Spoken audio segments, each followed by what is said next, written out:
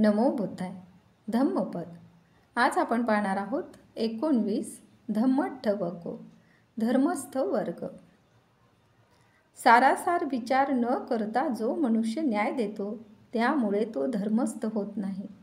जो पंडित अर्थ आणि अनर्थ दोहोचा निश्चय करून शांतपणे विचारपूर्वक पक्षपातरहित धर्माने न्याय देतो तोच धर्मरक्षक असून खरा न्यायाधीश म्हटला जातो. योग्य न्याय देणाराच न्यायाधीश होतो. पुष्कळ बोलतो म्हणून पंडित होत नाही. जो क्षमावान निवैर निर्भय असतो तोच पंडित म्हटला जातो. क्षमावान अवैरी आणि निर्भय असणारा पंडित होय. जो पुष्कळ बोलतो म्हणून तेवढ्याने तो धर्मधर होत नाही.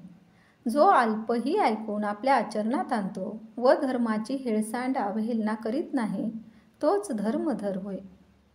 अप्रमादी धर्मधर होय. डोक्याचे केस पांढरे झाले म्हणून तो स्थविर होत नाही. त्याचे वय वाढले पण तो व्यर्थच वृद्ध म्हटला जातो.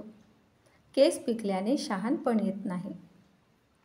ज्यात सत्य, धर्म, अहिंसा, संयम व दम आहेत त्या विगतमल धीर पुरुषाला स्थविर म्हणतात.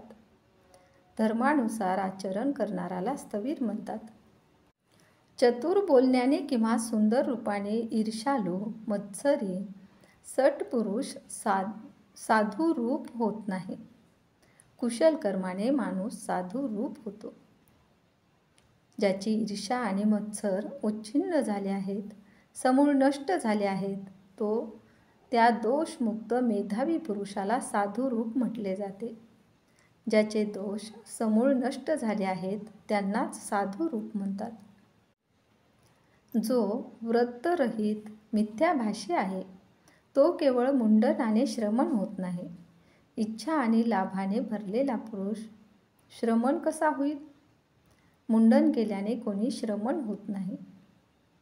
जो लहान मोठ्या पापांना संपूर्णपणे शमवितो तो पापे शमवितो म्हणून श्रमण म्हटला जातो. लहान मोठ्या पापाचे शमन करणाराला श्रमण म्हणतात. दुसऱ्याजवळ भिक्षा मागतो म्हणून तो भिक्षू होत नाही. जोपर्यंत तो ह्या विश्वातील बाह्य अवडंबराचे अवलंबन करतो तोपर्यंत तो भिक्षू होत नाही. कुशल कर्म जोपासणारा भिक्षू होतो. पाप पुण्यांना बाहेर घालून जो सदैव ब्रह्मचारी जीवन जगतो व लोकात विवेकाने वावरतो तो भिक्षू म्हटला जातो. अरहंताला ज्ञानी भिक्षू असे म्हणतात. केवळ मौनाने एखादा अविवदान मूर्ख मुनी होत नाही. जो पंडित जणू तराजू घेऊन चांगल्या गोष्टी ग्रहण करून पापाचा त्याग करतो व चांगले ग्रहण करतो तोच मुनी होय. जो दोन्ही लोकांचा आपल्या प्रज्ञेने विचार करतो तो त्यामुळे मुनी म्हटला जातो. जो अकुशल सोडून देतो तो मुनी होय. प्राणीमात्रांची हिंसा केल्याने आर्य श्रेष्ठ होत नाही.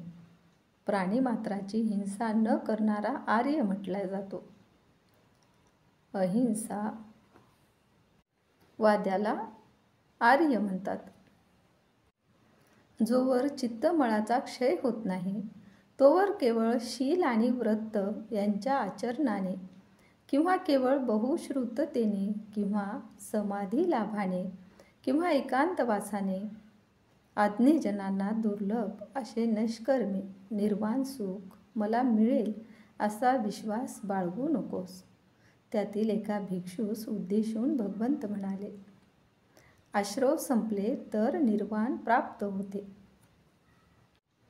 या पुढील भागात आपण पाहणार आहोत मग्ग वग्गो मार्ग वर्ग. तेव्हा आमच्या चॅनलला लाईक, शेअर व सबस्क्राईब करायला विसरू नका. धन्यवाद.